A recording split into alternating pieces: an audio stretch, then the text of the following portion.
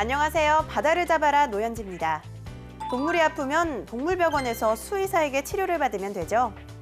하지만 수상생물에게 질병이 생겼을 땐 이 사람을 찾아가야 한다고 합니다. 바로 수산질병관리사인데요. 지금부터 수산질병관리사에 대해 살펴보겠습니다.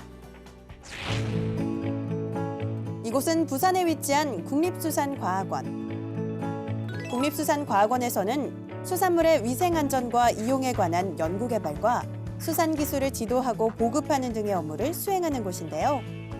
오늘 만나볼 수산질병관리사 박신우 주무관입니다.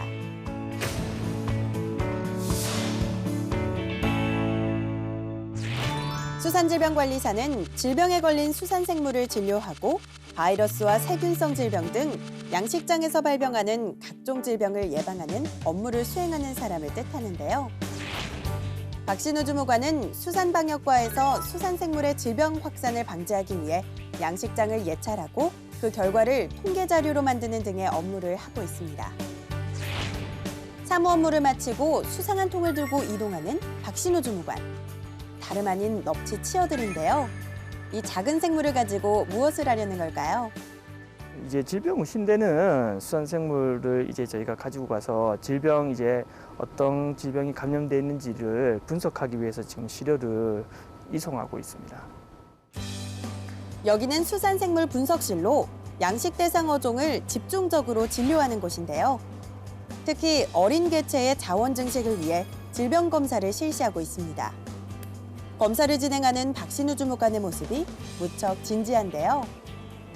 수산생물에 감염된 수산생물 질병을 저희가 지금 확인하기 위해서 세균 배양 및 기생충 검경, 그다음에 바이러스 유전자 분석을 위한 그 수산생물의 타겟 기관을 저희가 지금 시료 채집을 해서 세부 분석을 진행할 예정입니다. 네, 저희가 병성 감정이라고 해서 어업인들께서 직접 저희 쪽에 의뢰를 해 오실 수도 있고요. 질병 의심 증상을 보이는 수산생물을 확인했을 경우에는 저희가 또 이렇게 시료를 가지고 와서 또 이렇게 분석을 진행하기도 합니다. 검사가 끝나자마자 양손 한가득 짐을 들고 어디론가 향하는 박신우 주무관. 이렇게나 많은 물건을 가지고 무엇을 하려는 걸까요?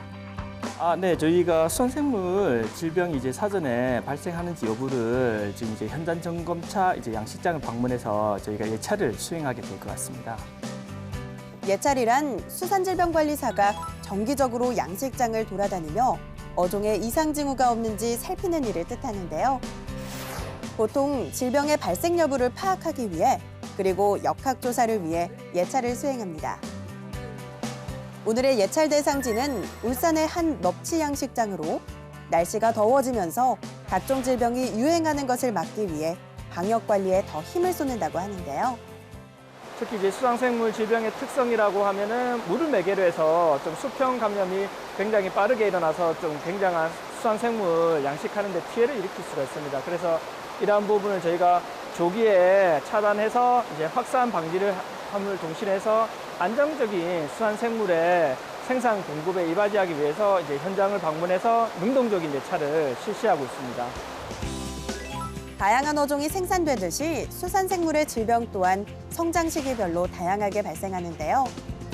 최근 들어 양식 어종이 많이 생산되면서 바이러스성 질병이 자주 발생한다고 합니다. 지금 수온이 또 한 20도 정도 올랐기 때문에 이 정도 사이즈에서 발생할 수 있는 바이러스 질병 징후도 없고요. 그리고 또 일반적으로 임상 증상 저희가 좀 확인해보고 또 채색이라든지 이런 거 확인해봤었을 때 세균이라든지 기생충성 질병이 지금 또 감염되어 있는 것 같지는 않고 아주 어체 상태는 건강한 것으로 볼 수 있습니다. 네, 만약에 좀 질병 감염 의심이 보이는 개체가 있으면 1차 검사를 하게 되고요. 그래서 그러한 검사에서 또 유전학적 진단까지 포함을 해서 종합적인 검사를 거쳐서 관련 질병이 검출됐을 때는 저희가 수산생물질병관리법에 따라서 법정 전염병 방역관리 요령에 따라 향후에 행정조치 등 이동 제한 이런 부분이 행정적으로 조치를 취할 수 있을 것 같습니다. 2009년 수산생물질병관리법을 시행하면서 어종 관리는 점점 까다로워지고 있는데요. 때문에 어업인들에게 법과 관련해 당위성을 알리는 부분에 있어 때로 어려움을 겪지만 박신우 주무관은 수산질병관리사라는 직업에 매력을 느낀다고 합니다.